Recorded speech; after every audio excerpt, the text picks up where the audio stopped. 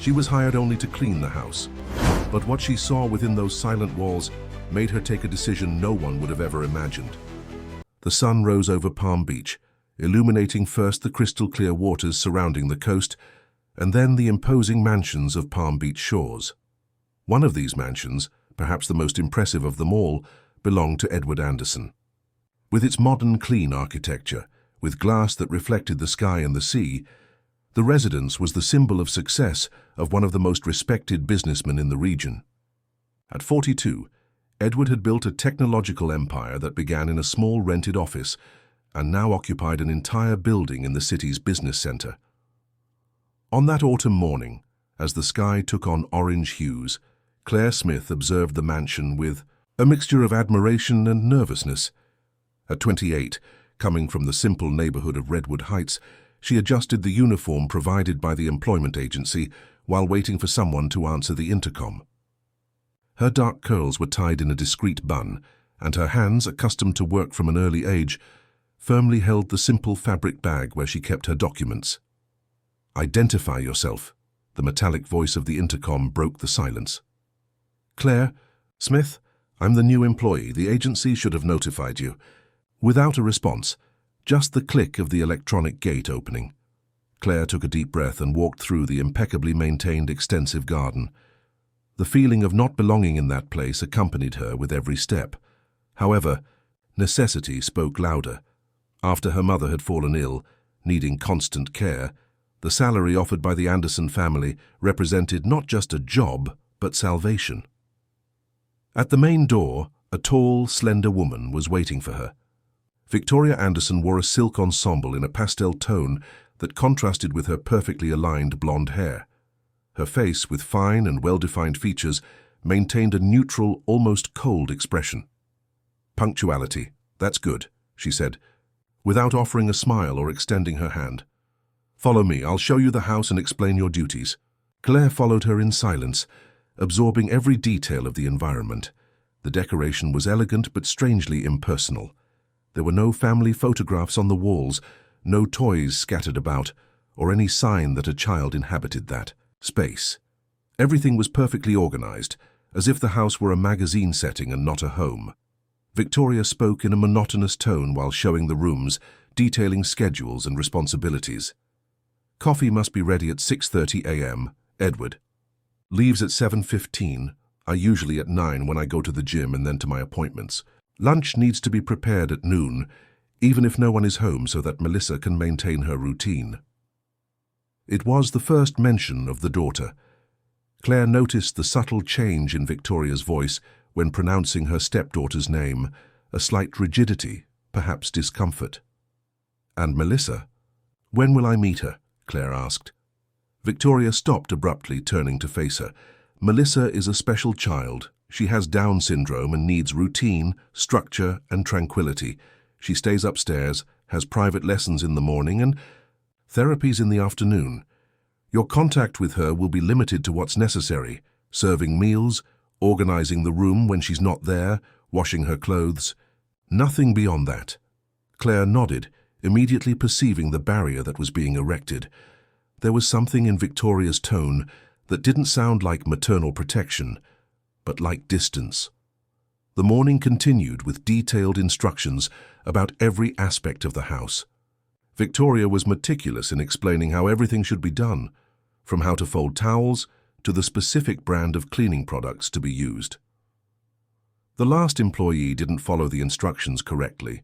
She was dismissed after just 2 weeks, she commented casually while showing the kitchen. "Before her, we had another who insisted on playing with Melissa when she should have been working. She lasted a month." Claire understood the warning between the lines. This house had rules, and breaking them meant dismissal. However, something deeper troubled her. The way Victoria talked about Melissa, as if the girl were an object to be managed and not a child. Near noon, while Claire organized the kitchen after preparing lunch according to the instructions received, she heard light footsteps in the hallway. Turning around, she saw a small figure standing at the door, a girl with light brown hair and almond-shaped eyes who observed her with contained curiosity. "Hello," Claire said softly, lowering herself to the child's height. You must be Melissa. I'm Claire, the new... Melissa, Victoria's voice cut through the air. You should be in your room waiting for your lunch. The girl immediately lowered her eyes, her small shoulders shrinking under the simple cotton dress. Without uttering a word, she turned and walked back to the stairs, closely followed by Victoria, who shot a warning look at Claire. That brief encounter, however, was enough for Claire to notice what the attentive eyes of a woman who had grown up taking care of younger siblings could see: purplish marks, partially hidden by the sleeve of the girl's dress. During the rest of the day, Claire followed the established routine, but her mind worked incessantly. She had heard stories about how some families treated children with disabilities, the looks of pity, the poorly disguised shame, the isolation. However, what she felt in that house was something different, something that went beyond social discomfort. The end of the day, when she was already organizing her things to leave, Claire was surprised by the arrival of Edward Anderson.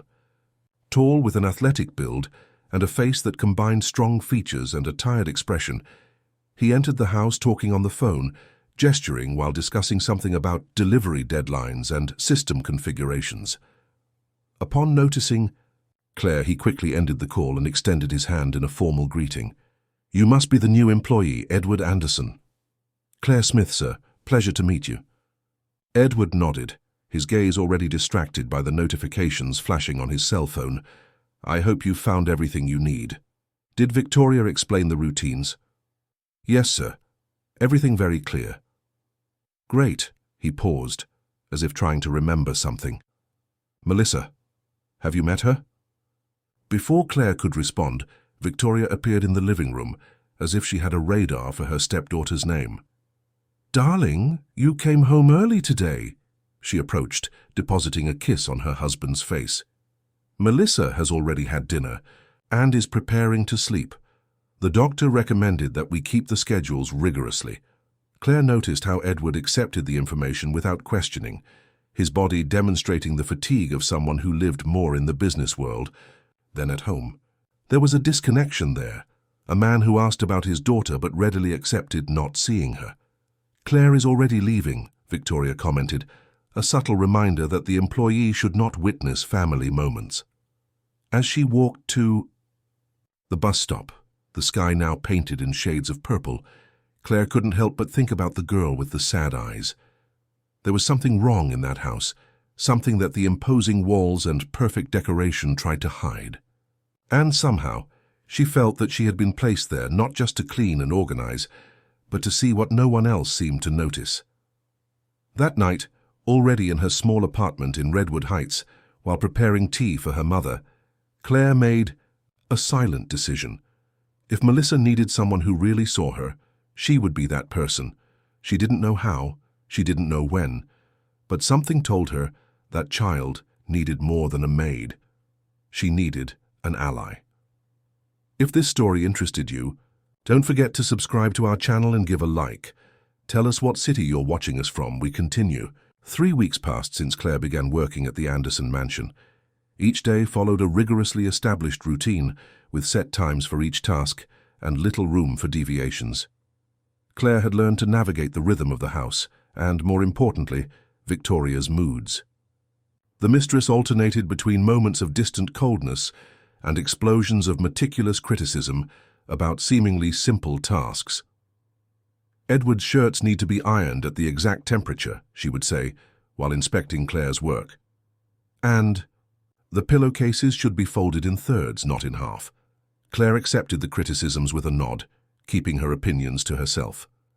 What really mattered weren't the demands about ironed clothes or how to organize the closets, but the small moments she managed to create with Melissa. In the beginning, these moments were rare and brief. A smile exchanged when Claire brought the afternoon snack, a curious look when she tidied the room while Melissa was in her classes. The girl rarely spoke, even when they were alone. Claire had noticed that despite being 7 years old, Melissa behaved like someone much younger, withdrawn into a world of her own where she seemed to protect herself. One morning, while organizing the girls' room, Claire noticed something hidden under the mattress, a small box of colored pencils worn from use, and some carefully folded sheets of paper. She unfolded one of them carefully, finding a drawing made with simple lines, a figure that seemed to be Melissa, small in the corner of the paper, and another larger one with yellow hair with aggressive red traces around. "You like to draw?" Claire's voice almost made Melissa drop the glass of juice she was holding, standing at the door of her own room.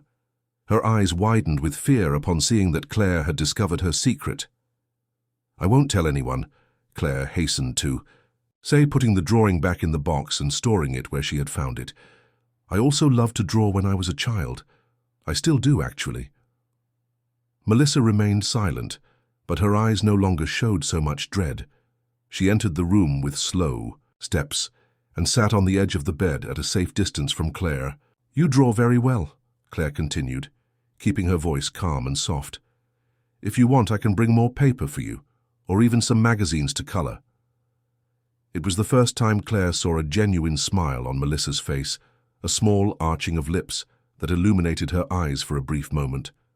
From that day on, Claire began to bring small gifts for Melissa: sheets of paper hidden among clean clothes, a new colored pencil discreetly left on the bedside table, a flower from the garden placed on the pillow. They were small gestures, invisible to Victoria and Edward, but they built a silent bridge between the maid and the girl.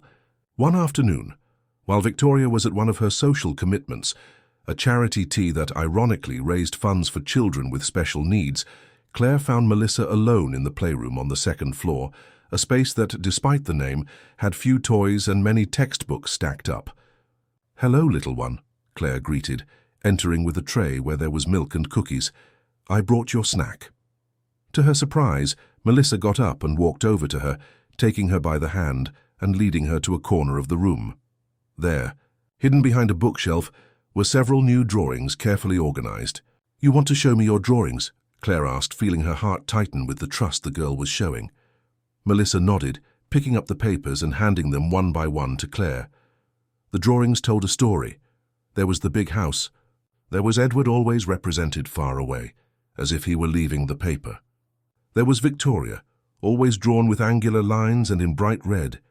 And there was Melissa, small, often hidden or in corners. One drawing in particular caught Claire's attention. It showed what appeared to be a closet, and inside it a small figure crouched with blue drops that Claire interpreted as tears. "Melissa," Claire lowered herself, getting at the level of the child's eyes. "Does someone hurt you?" The girl took a step back, her eyes widening again. Her lips trembled as if she wanted to speak, but was prevented by a fear greater than herself. "It's okay," Claire hastened to reassure her. "You don't have to talk if you don't want to, but I want you to know that I'm here. I'll take care of you." At that moment, they heard the sound of a car arriving. Melissa immediately collected the drawings, hiding them again with an agility that could only come from practice. Claire quickly arranged the snack on the table and returned to her tasks, her heart heavy with what she had just discovered. At night, when she was already at home, Claire couldn't stop thinking about Melissa's drawings.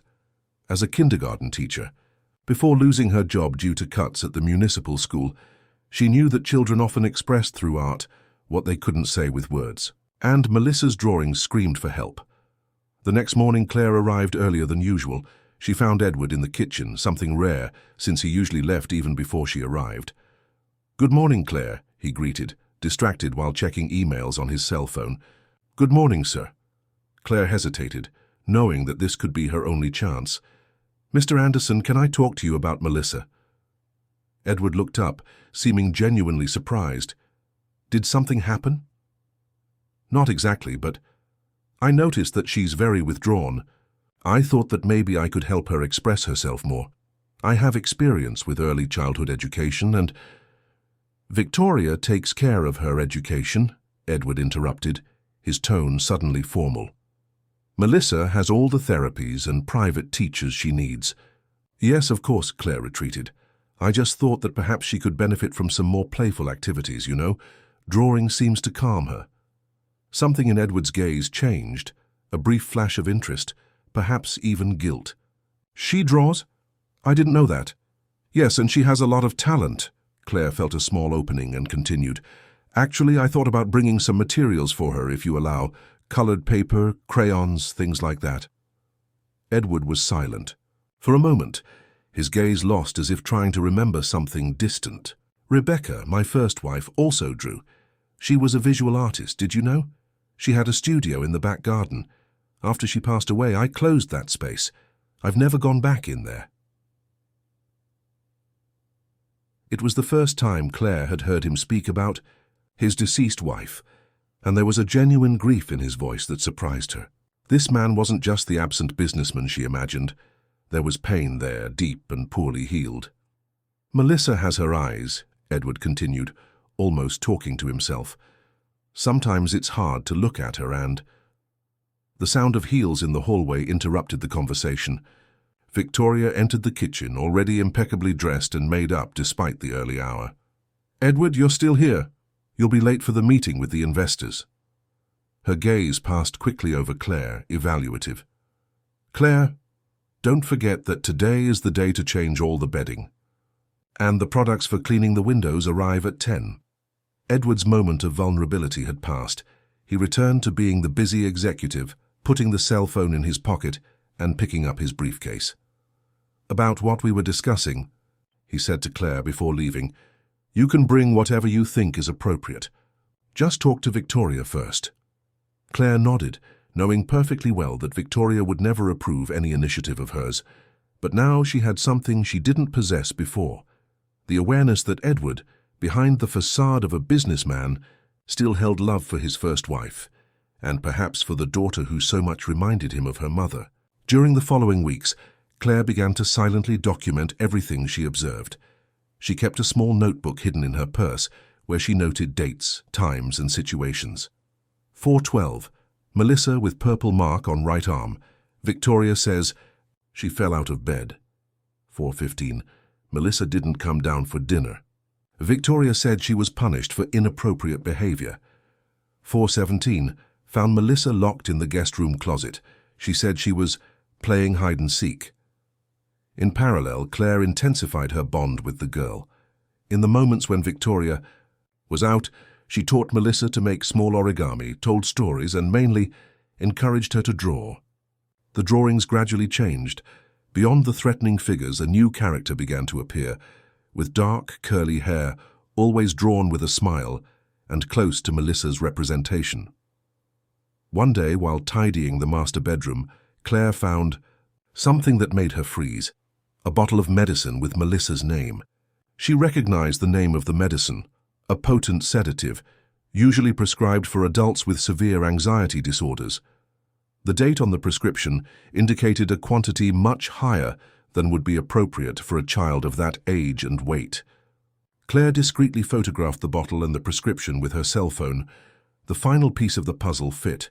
Melissa wasn't just isolated and mistreated, she was being deliberately sedated to remain docile and silent. That night, Claire couldn't sleep. She tossed and turned in bed, thinking about what she should do. Report directly to the authorities? Confront Edward? Any misstep could result in her dismissal, which would mean abandoning Melissa to her own fate. But doing nothing was no longer an option. It was then that she had an idea. If drawings were Melissa's way of communicating, perhaps they could serve as proof of what was happening. Careful not to wake her mother, Claire picked up the phone and typed a message to the only person who could help her. Rachel, a former colleague from the school where she had taught, now a social worker with Child Protective Services. I need your help. It's about a child. I can't talk much by message, but I'm gathering evidence. Can we meet tomorrow? The response came almost immediately. Of course. Lily's Cafe, 6 p.m. Be careful, Claire. Putting the phone away, Claire looked out the window of her small apartment in the direction where she knew the Anderson mansion was. Behind the imposing walls and perfect gardens, a 7-year-old girl slept, probably sedated, not knowing that someone had finally decided to fight for her. Lily's Cafe was a simple establishment in downtown Palm Beach, far enough from the circuit frequented by the city's elite that Claire could meet Rachel without risks. The two women had known each other for years, since they worked together at the Clearwater Municipal School, Rachel had moved on to social services, while Claire, after the closure of several classes, ended up at the Andersons' house. "It's been a while, Claire," Rachel greeted her with a warm hug. At 35, Rachel Oliver carried on her face the signs of someone who had seen too many injustices, but maintained in her eyes the determination of someone who still believed in change. "Thank you for coming," Claire responded, nervously looking around before sitting down. "Your message worried me. What's happening?" Claire took a deep breath and began to tell everything, from the first day at the mansion to the most recent discoveries. As she spoke, she took out her cell phone and showed the photos she had managed to take discreetly. Melissa's drawings, the marks on her arms, the bottle of medication. "My God, Claire," Rachel murmured, examining the images with growing concern. "This is extremely serious. Sedatives of this type in a child with Down syndrome, not to mention the signs of physical abuse. We need to act immediately." "That's where the problem is," Claire lowered her voice. "Edward Anderson isn't just rich, he's influential. His company provides systems for half of the state's public agencies, including the judiciary. And Victoria has connections with everyone who matters in the city. Politicians, businessmen, even the superintendent of the police. They're practically untouchable." Rachel nodded, understanding the complexity of the situation. "I've seen cases like this before. When it comes to powerful families, complaints tend to disappear, witnesses suddenly change their minds, and evidence gets lost in the systems. But that doesn't mean we should give up. What can we do then?"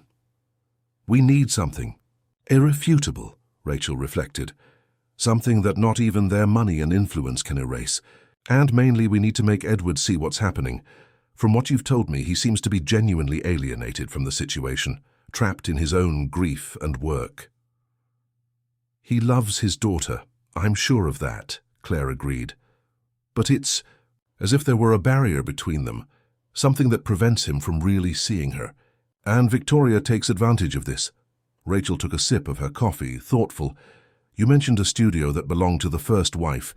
Edward said he never went back in there since she passed away." "Yes, it's in the back garden. It's a small construction, almost hidden by vines now." "Why?"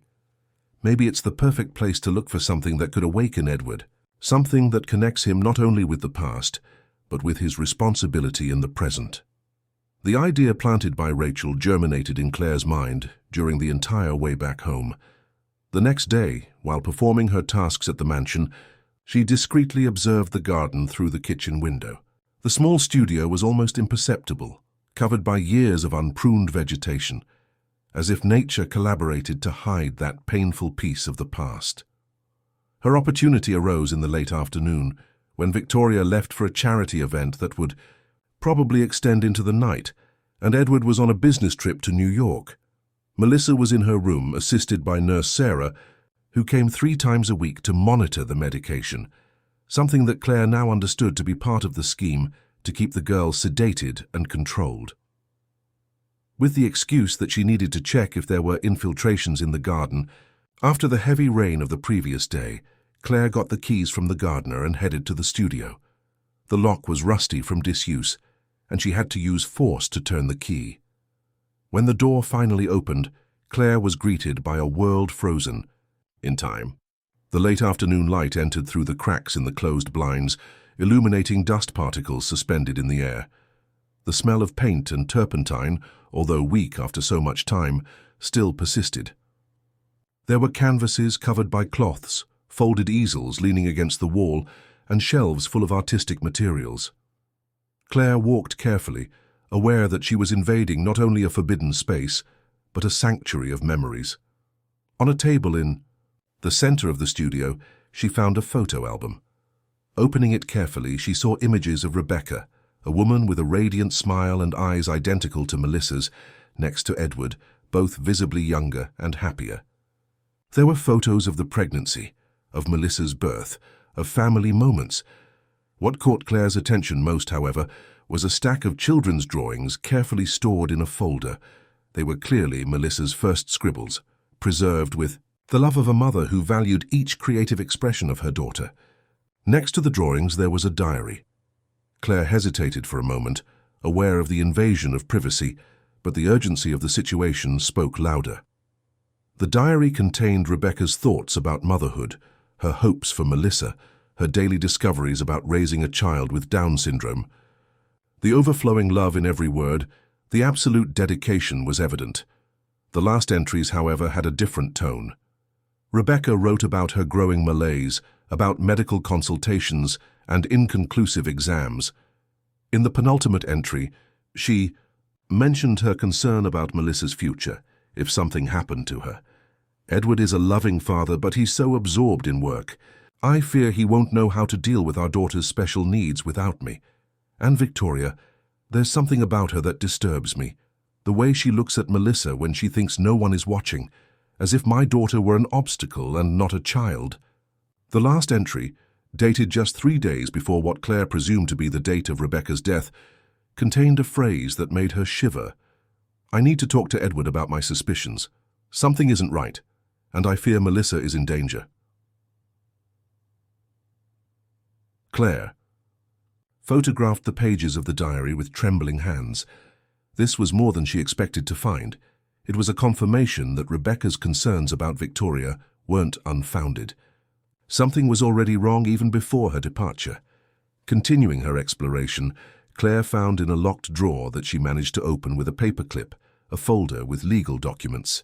Among them, Rebecca's will, which made it clear that, in case of her absence, all her assets should be kept in a fund to care for Melissa until she reached adulthood. There was also a more recent document, an amendment to Edward's will dated 1 year after his marriage to Victoria, which named her as the principal beneficiary of his fortune, with only a small percentage destined for Melissa. That was it. Claire murmured to herself. She's isolating Melissa not just out of shame or cruelty, but for money. The sound of a car parking made her awaken from her discoveries.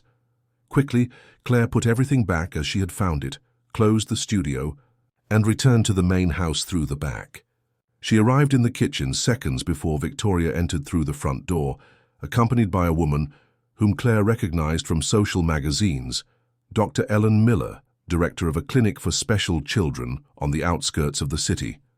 "The place is discreet and absolutely reserved," Claire heard Ellen say, as they passed through the hallway near the kitchen. "We guarantee total confidentiality and no unauthorized external contact. It's the ideal environment for cases like Melissa's." "And how long does the adaptation process take?" Victoria's voice sounded abnormally interested. "Usually a month, but we can extend it as needed. The important thing is that the family can follow their normal life while we take care of everything." The voices moved away toward the office, but Claire had already heard enough. Victoria was planning to institutionalize Melissa, probably with the justification that it would be better for her development, when in reality, it would be the final step to completely isolate her. With her heart racing, Claire sent a message to Rachel, reporting her discoveries in the studio and the conversation she had just overheard. The response came quickly. "We don't have much time. Edward returns tomorrow, right? We need to make him see all this before Victoria puts her plan into action." That night, after finishing her tasks and formally saying goodbye to Victoria, Claire did something she had never done before. She silently climbed up to Melissa's room after everyone had already retired. She found the girl awake, looking out the window at the starry sky. "Hi, little one," Claire whispered, sitting on the edge of the bed. "Can't sleep?" Melissa shook her head negatively, her large eyes fixed on Claire with a mixture of surprise and relief to see her there. "I brought something for you." Claire took a small voice recorder from her pocket. "Do you know what this is?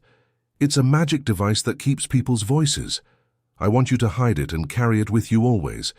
If someone says something that frightens you or hurts you, press this red button. Can you do that for me?" Melissa took the recorder carefully, examining it with curiosity. Then, to Claire's surprise, she spoke for the first time since they had met. "Victoria is going to send me away."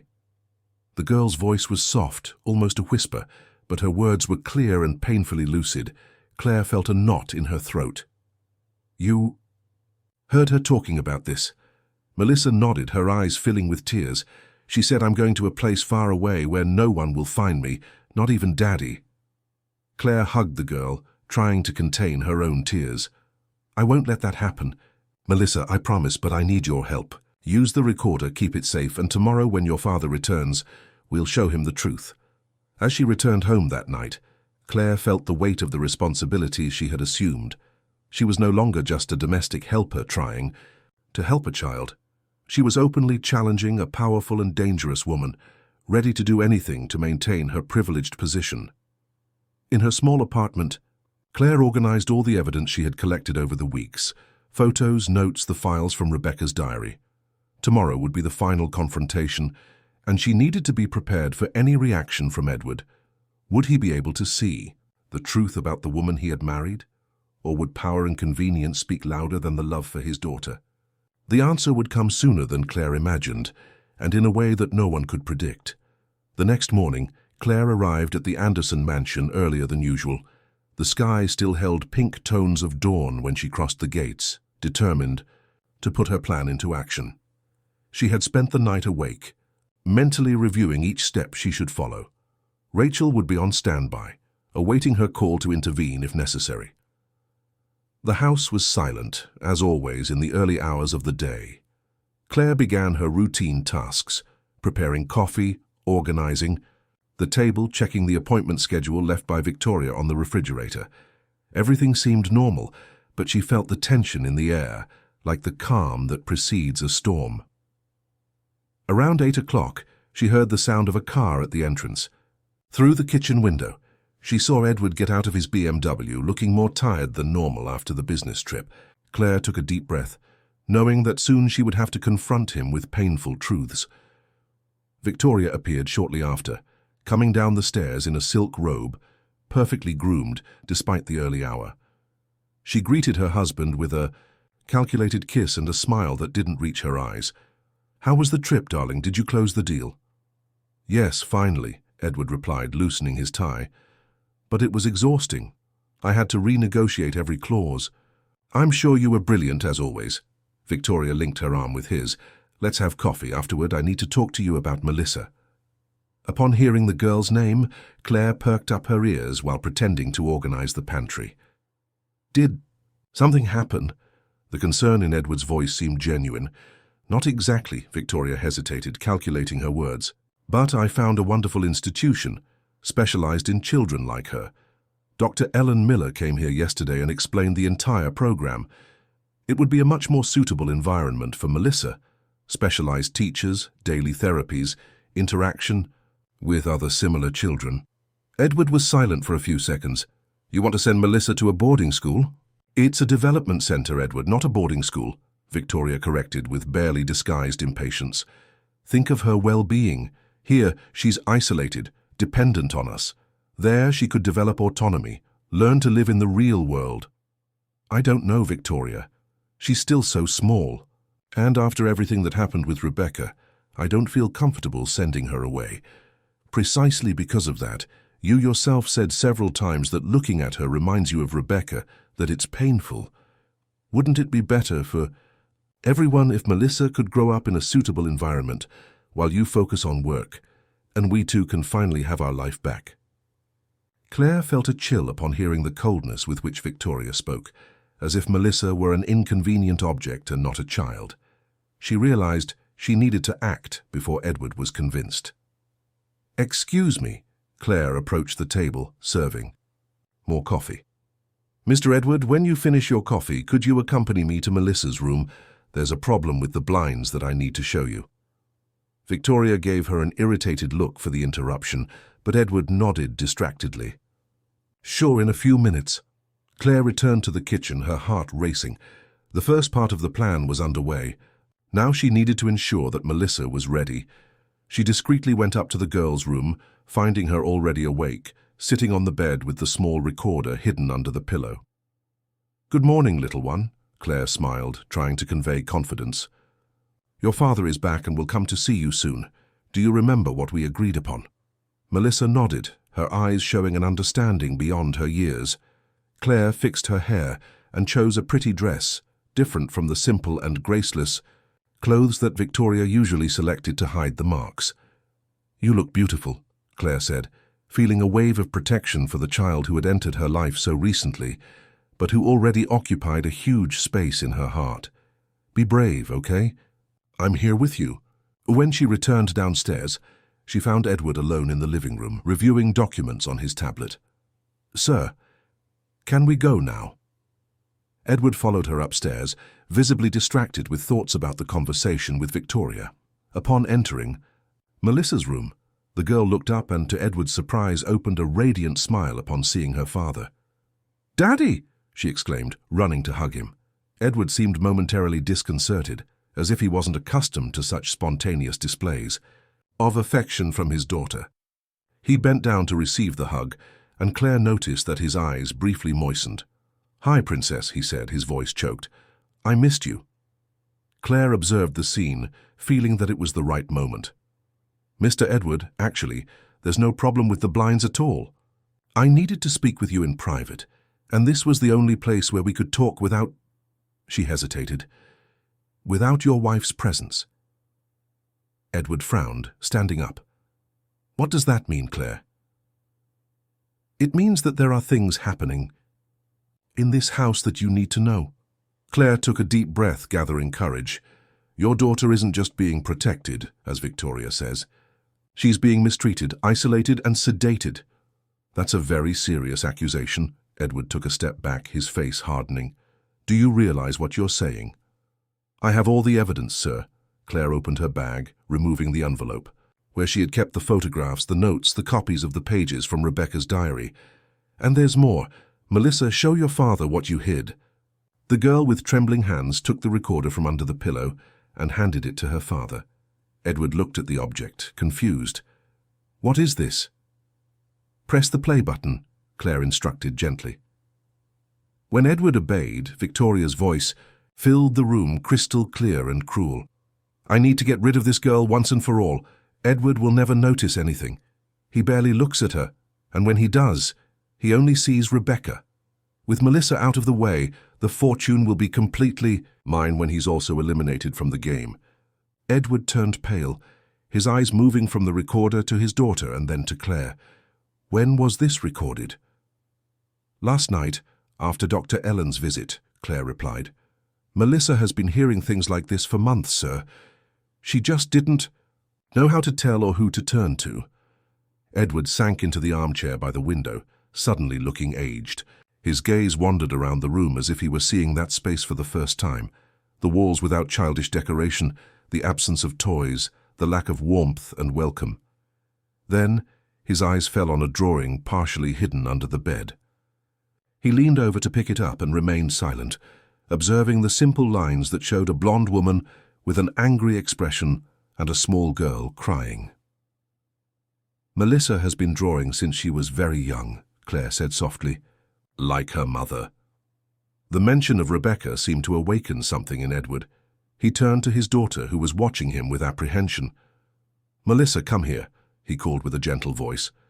When the girl approached, he delicately lifted the sleeve of her dress, revealing purplish marks on her arm. "Who did this to you, Princess?" Melissa lowered her eyes, the fear evident on her face. After a few seconds of silence, she whispered, "Mommy Victoria, when I make noise or when I spill food or when I talk about Mommy Rebecca." Edward closed his eyes forcefully, as if trying to contain a physical pain. When he reopened them, there was determination in his gaze. "Claire, get Melissa's things. We're leaving here now." "Edward, where are you?" Victoria's voice in the hallway made the three freeze. Edward signaled for Claire and Melissa to remain silent and positioned himself at the door. "We're in Melissa's room. We'll be down soon." Victoria appeared at the top of the stairs, her perfect smile faltering upon noticing her husband's somber expression. "Is everything okay? You look pale." "Actually, no. Everything is not okay, Victoria." Edward's voice was controlled, but Claire could feel the contained anger. "I just discovered some very interesting things about you and your plans for my daughter." Victoria's smile disappeared completely. Her eyes narrowed upon seeing Claire beside Melissa. "What has this little maid been putting in your head, Edward? Don't tell me you're going to believe some story invented by someone who's probably trying to extort us." "They are not invented stories," Edward retorted, raising the recorder. "I heard your voice, Victoria. I saw the marks on my daughter's arms. I saw the drawings, the medicines you've been giving her without proper prescription. I saw everything." For a moment, Claire thought Victoria might crumble, confess, or try to justify herself. But what happened next caught everyone by surprise. Victoria threw her head back and laughed, a cold and calculated sound that echoed through the hallway. "You really think you can challenge me, Edward? I planned every step of the last 3 years. Each move was carefully thought out." She turned to Claire, the contempt evident in her gaze. "And you, a simple domestic helper, thought you could interfere?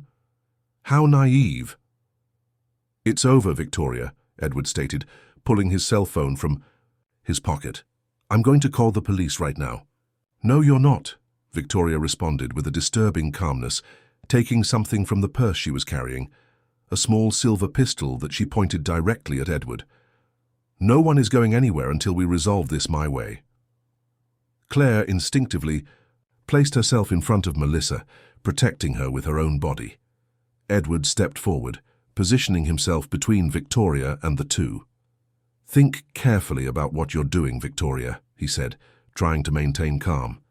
"Even if you manage to eliminate us, you'll never get away with this.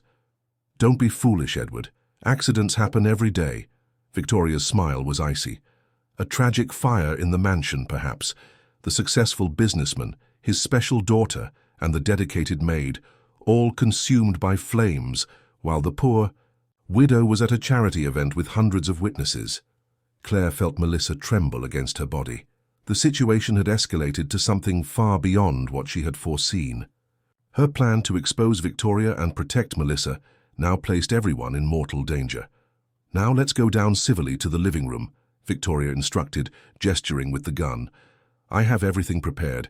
It will be quick and relatively painless. I promise." As they were forced to descend the stairs under the gun's aim, Claire exchanged a quick glance with Edward. There was fear in his eyes, but also determination. He had finally awakened to the truth and was willing to do anything to protect his daughter. Claire only hoped it wasn't too late for all of them. If this story interested you, don't forget to subscribe to our channel and give a like. Tell us what city you're watching us from. We continue. The main living room of the mansion, usually a space of cold elegance, had been transformed into a prison. Edward, Claire, and Melissa were seated on the sofa, closely watched by Victoria, who remained standing, the gun still pointed in their direction. Outside, the Palm Beach sky was beginning to darken, storm clouds approaching the horizon, a perfect reflection of the tension growing inside the house. So, the great Edward Anderson finally decided to pay attention to his daughter, Victoria commented, a cynical smile playing on her perfectly painted lips. "What a pity it's too late." Edward kept a protective arm around Melissa, who shrank against his chest, her eyes tightly closed as if trying to disappear from that reality. Claire could feel the girl's constant trembling, a painful reminder of the fragility she was trying to protect. "Why, Victoria?" Edward asked, his voice low but firm. "I gave you everything, a life of luxury, status, access to everything you could want. What more did you need?" Victoria laughed, a cold sound that filled the room. "Everything? You call this everything? Being the second wife, living in the shadow of a dead woman, taking care of a child who isn't even mine? A child that everyone looks at with pity, that diminishes my social value." She walked slowly around the room, keeping the gun steady. "I deserved more, Edward. I deserved to be the only one. The first. The main one. So that's it. Jealousy of a woman who's already gone? Of an innocent child?" The incredulity in Edward's voice was palpable. "Don't be naive," Victoria retorted, irritation showing through her perfect expression. "It's not just jealousy. It's survival. When we got married, you promised me the world. You said we would build an empire together. But the reality, I was just the caretaker, the convenient substitute. The money, the power, everything continued to be yours, with that ridiculous clause in the will ensuring that most of it would go to her." She pointed to Melissa with disdain. "A child who will never be normal, never be brilliant as you hoped. Claire observed the exchange, noticing the pattern in Victoria's words. The woman wasn't just motivated by jealousy or cruelty. There was a cold calculation behind each action. Victoria had married Edward, seeing him as a means for social and financial ascension, and Melissa was the main obstacle in her path. I didn't need to be a genius to see the pattern, Victoria continued, now addressing Claire. You noticed in weeks what was happening. Imagine what I saw in 3 years. Edward, always working, always absent. A lifetime dedicated to building a fortune he never enjoyed. It was just a matter of time until the stress and long hours took their toll. A heart attack, perhaps, or a car accident after a sleepless night because of an important negotiation. Edward turned pale, the understanding of Victoria's plan finally revealing itself completely. You were waiting for me to leave me a widow, Victoria completed naturally. Of course, it would be the perfect outcome, but you proved to be irritatingly healthy and resilient, and then appeared this... She pointed to Claire with contempt. This meddler who thought she could play the heroine. Claire kept her eyes fixed on Victoria, her mind working frantically in search of a way out. She knew the house layout well after weeks working there. She knew that the kitchen was to the right, with a door to the back. The office had an exit to the side garden. If they could create a distraction, maybe they could... Your plan would never work, Edward said, interrupting Claire's thoughts. Even if you managed to get rid of me, there are auditors, lawyers, executives who supervise every cent of the company. It's not as simple as you imagine. Don't underestimate me, Edward, Victoria replied, the confidence in her voice disturbing. You think I spent 3 years just being the decorative wife? I know every detail of your business, every weakness of your associates, every skeleton in the closets of your lawyers. While you were drowning in meetings and spreadsheets, I was building my own network of influence. A sudden noise upstairs made everyone freeze. Victoria raised the gun, pointing it at the ceiling. Who's up there? She demanded, her voice now tense. No one, Edward replied. Probably the wind hitting a window. It's going to rain soon. Victoria didn't seem convinced. After a few seconds of tense silence, she turned her attention back to the three, determination clear on her face. Enough talk. Let's end this now. Get up, all of you. Claire felt her blood freeze. The moment she most feared had arrived. Victoria was ready to execute her plan. Her mind worked frantically, seeking any possibility of salvation. It was then that her phone vibrated in her pocket. 1, 2, 3 times, the signal arranged with Rachel. Her friend was outside, probably worried about the lack of news. Claire knew she needed to buy time somehow. Victoria, she began, rising slowly, you're too smart for this. Think carefully. 3 people disappear at the same time, all connected to you. The police will never believe it was an accident. Don't tell me what the police will or won't believe, Victoria replied with disdain. I have friends in high places, and accidents happen every day. Like Rebecca's accident? Edward suddenly asked, his voice laden with a horrible suspicion. It was you, wasn't it? You did something to her too. The question caught Victoria by surprise. For a brief instant, her calculated expression faltered. Don't be ridiculous, she replied, but there was an almost imperceptible tremor in her voice. Rebecca was sick. The doctors confirmed it. Sick with inexplicable symptoms that began after you entered our lives, Edward continued, the painful understanding growing in his eyes. I read her diary, Victoria. The last entries. She suspected something, didn't she? She was about to tell me. Victoria didn't respond immediately, and her silence was more revealing than any confession. Claire realized they were facing something, even more sinister than they had imagined. It wasn't just a cruel stepmother. It was someone who had already eliminated an obstacle before and was ready to do it again. What did you do to her? Edward demanded, rising abruptly, anger overriding fear. Sit down, Victoria ordered, pointing the gun directly at him. Your dear Rebecca was so perfect, wasn't she? The talented artist, the devoted mother, the loving wife. Did you know she confronted me? Said she had noticed how I looked at you, how I approached your family only out of interest. She threatened to expose me. So you poisoned her, Edward concluded, horror in his voice, slowly to make it look like an illness. It was so easy, Victoria admitted, a distorted smile on her lips. Small doses in the tea she drank every morning. Untraceable, the doctors said. A mysterious condition, they concluded. And you, so devastated by the loss, so vulnerable, came straight into my arms, seeking comfort. Claire observed the scene, with growing horror, realizing the depth of the manipulation Victoria had orchestrated over the years. Edward seemed physically struck by each word, as if each revelation were a blow. Melissa, who had remained silent until then, suddenly moved. She rose from the sofa and, to everyone's surprise, walked toward Victoria. "Melissa, no," Claire shouted, trying to reach her. The girl stopped a few steps from Victoria, her almond eyes fixed on those of her stepmother. There was no fear in her gaze now, only a profound understanding that seemed beyond her 7 years. "You don't like me," she said, her small voice clear. "You hurt. But Mommy Rebecca said that people who hurt have pain inside them." Victoria seemed momentarily disconcerted by the direct approach of the child she usually kept in forced silence. "Go back to the sofa, Melissa." But the girl didn't move. Instead, she did something no one expected. She extended her hand as if offering peace. "Mommy Rebecca also said that we should forgive." It was just a moment of distraction, but it was all Edward needed. With a quick movement, he advanced, hitting Victoria's arm and causing the gun to fall to the floor.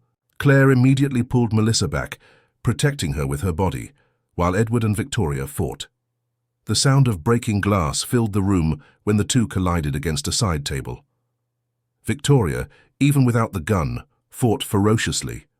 Her perfect nails transformed into claws that sought Edward's eyes.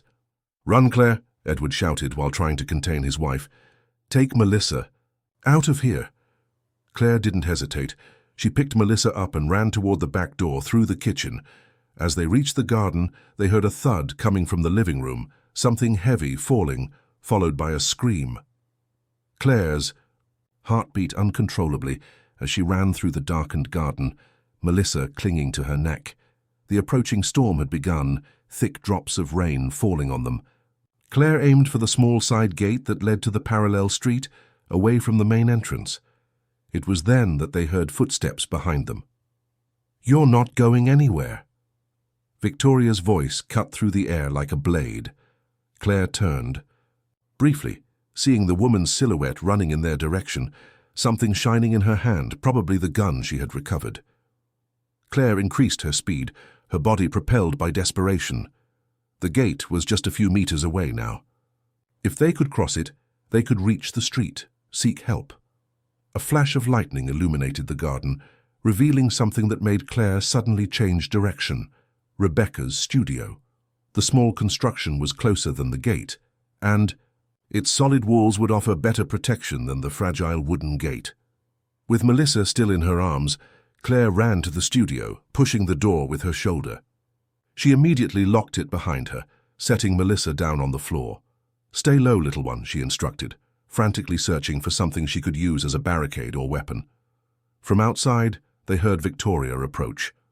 "I know you're in there," she shouted, her voice almost inaudible under the increasing noise of the storm. "There's no way out." Claire pulled a heavy bookshelf against the door, while her eyes adapted to the dimness of the studio. She took out her cell phone, quickly dialing Rachel's number.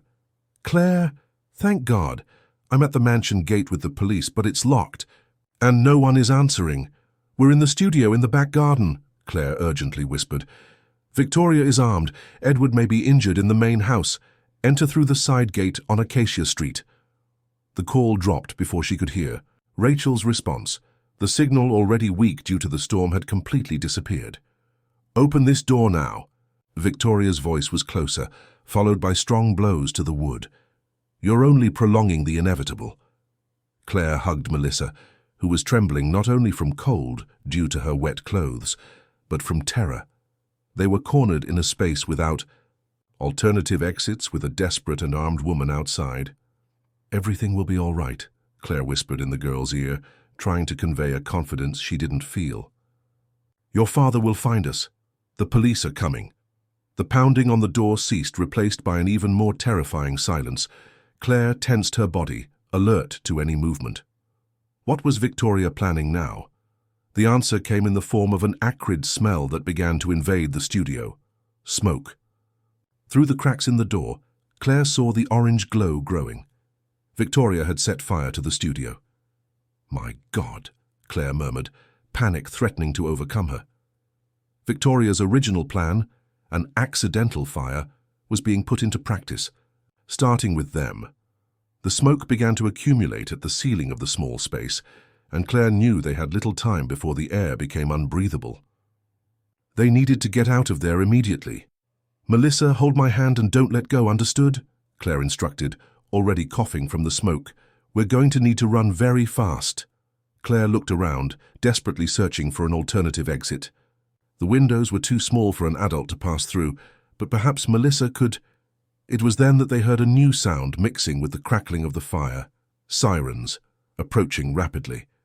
The smoke was becoming increasingly dense inside, the small studio forcing Claire and Melissa to lie on the floor, where the air was still minimally breathable. The flames rapidly devoured the old wood of the structure, and the growing heat announced that they wouldn't have much time. "We need to get out, Melissa," Claire said, her voice hoarse from the smoke. "I'm going to lift you up to that window, and you need to jump. It's a small fall, it will hurt a little bit, but you can do it." The girl clung to Claire with force, the fear evident in her tearful eyes. "And you? Are you coming with me?" Claire swallowed hard, knowing that the window was too small for her adult body. "I'll find another way, I promise." As they crawled toward the side window, the sound of sirens became closer, mixing with the crackling of burning wood and the growing roar of the fire. Claire reached the window and, with effort, managed to open it. A gust of fresh air entered, momentarily alleviating the suffocating sensation, but also feeding the flames that now licked the ceiling. "Quick, little one," Claire coughed, lifting Melissa to the opening. "When you fall, run to the side gate. Don't stop for anything, understood? There will be people there to help you." Melissa hesitated, tears cutting paths on her soot-stained face. "I'm afraid, Claire."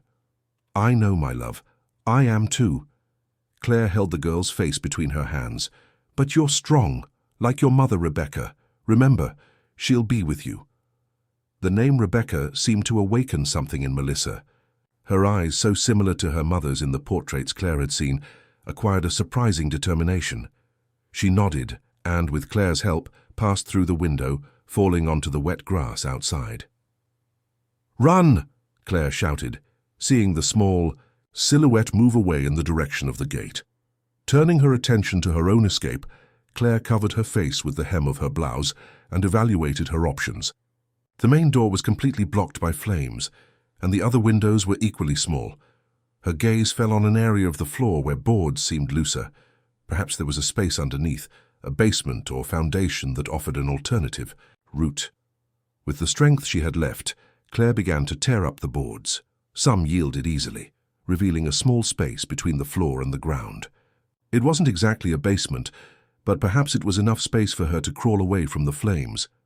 It was then that she heard a deafening crash. Part of the ceiling had collapsed, blocking half of the studio. Time was running out. Claire forced her body into the tight space, crawling on elbows and knees, the rough wood scratching her skin. The space was suffocating, completely dark, and she wasn't sure if it would lead to any exit. As she slowly advanced in the claustrophobic space, Claire prayed that Melissa had managed to reach the gate, that help had arrived in time. With each centimeter covered, the air became scarcer and her lungs burned with the effort.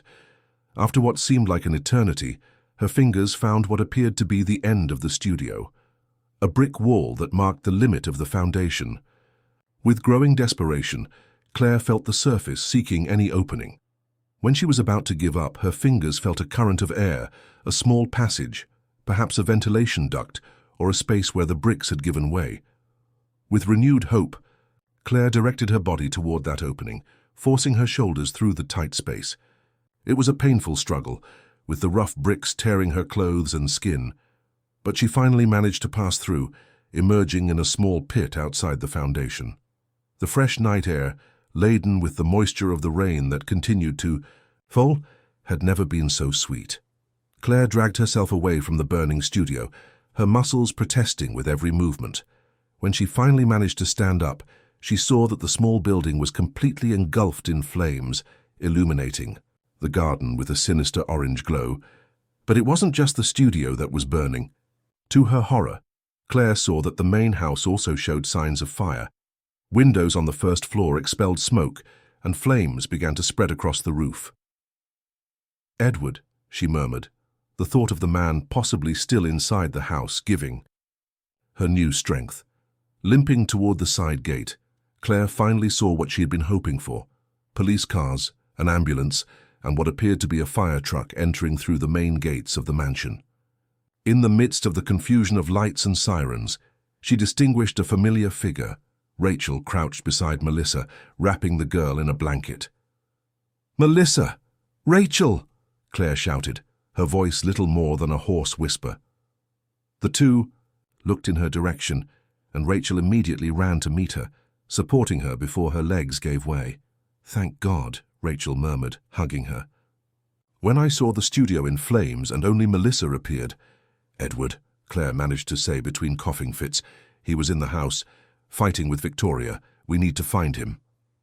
Paramedics quickly approached, placing Claire on a stretcher and administering oxygen. While being attended to, she observed the frantic operation of the firefighters, who were now combating the fire that spread through the mansion. The girl said her father stayed in the house, one of the police officers commented, approaching the ambulance.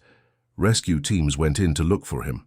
As for the woman, before he could complete the phrase, a scream cut through the air. Claire turned in time to see Victoria being escorted by 2 police officers, handcuffs on her wrists. Her perfect face was contorted in fury, disheveled hair, charred clothes. "This doesn't end here," she screamed, struggling. "You have no proof of anything." One of the police officers held up what appeared to be the recorder that Claire had given to Melissa. "We have enough evidence, ma'am, and the confession about poisoning the first wife was heard by witnesses." Victoria turned pale, finally realizing the extent of her defeat. Her gaze crossed with Claire's, laden with such intense hatred that it made her shudder even at a distance. As Victoria was placed in the police car, a commotion at the entrance of the mansion caught everyone's attention. Firefighters emerged from the smoke, supporting a staggering figure: Edward, covered in soot, blood flowing from a cut on his forehead, but alive. "Daddy!" Melissa's joyful cry cut through the night as she ran toward her father, ignoring the paramedics' pleas to stay still. Edward fell to his knees, opening his arms to receive his daughter in a desperate embrace. His sobs mixed with hers, both clinging to each other, as if they feared being separated again. Claire observed the scene with tears in her eyes, the relief washing away the terror of the last moments. They had succeeded. Despite everything, they had succeeded. 6 months had passed since the night of the fire. The old Anderson mansion, partially destroyed by the flames, had been sold. The land donated for the construction of an art center for children with special needs, a project that would bear the name of Rebecca Anderson. Edward and Melissa now lived in a smaller, more welcoming house close to the sea in the Coconut Creek neighborhood. Recovery hadn't been easy for either of them. Edward had faced not only the trauma of that night, but also the painful truth about the death of his first wife, confirmed by toxicological tests performed on Rebecca's remains, exhumed at the request of justice. Victoria awaited trial for attempted murder, arson, and after the new evidence for the murder of Rebecca. Her network of influences had quickly dissolved when the details of the case came to light, and former friends hastened to distance themselves from the woman who now occupied the headlines for the worst reasons. Claire visited the new Anderson house frequently. After recovering from her injuries and smoke inhalation, she had accepted Edward's invitation to be Melissa's private tutor, a role that went far beyond formal teaching, involving the rebuilding of the girl's confidence and self-esteem. On that sunny autumn afternoon, Claire and Melissa were in the garden working on a joint painting. The girl had inherited her mother's artistic talent, and her strokes became more confident every day. The current drawing showed 3 figures holding hands, one clearly representing Edward, another Melissa, and the third with curly hair, Claire. "It's looking beautiful, Mel," Claire praised, observing how the girl carefully mixed the colors.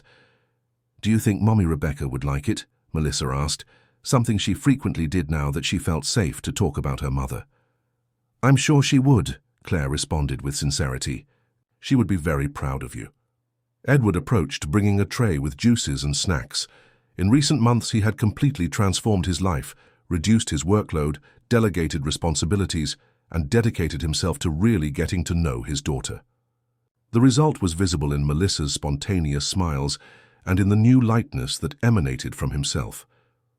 "What are you painting today?" he asked, sitting on the grass beside them. "Our family," Melissa replied simply, continuing her work with concentration. Claire and Edward exchanged a significant look. The word family had acquired a new meaning for all of them. It was no longer a perfect facade hiding painful secrets, but a genuine construction, imperfect in its form, but solid in its essence. "Rachel called," Edward commented, timidly reaching for Claire's hand. "She said the Arts Centre already has a date for inauguration. They want Melissa to cut the ribbon." "Can I really?" The girl's eyes sparkled with excitement. "Of course you can," Claire smiled. "It was your idea, remember? A place where all children can learn art, regardless of their differences." Melissa nodded, returning to her drawing with renewed enthusiasm. Claire observed how she now added more figures around the three main ones. Other children of various sizes and shapes, all colored with the most vibrant colors of the palette. As the sun began to set over Palm Beach Bay, Claire reflected on the journey that had brought them there. A story that had begun with painful silences and ended with voices finally free to express themselves. A story of perfect appearances that hid dark truths, but also of courage to challenge what seemed untouchable. Looking at Edward and Melissa, at the new life they were building day by day, Claire understood that some bonds go far beyond blood or paper. They are forged in storms, tempered in fire, and emerge stronger for having been truly tested. "What are you thinking about?" Edward asked softly, noticing her distant gaze. Claire smiled, gently squeezing his hand. "About how the most difficult stories sometimes lead to the most beautiful new beginnings." And there, in the simple garden of a house full of light and truth, under the sky that gradually painted itself, with the colors of dusk, the three continued to write. Brushstroke after brushstroke, word after word, the new chapter of their intertwined lives, no longer as employer and employee, no longer as victims of the same circumstances, but as a chosen,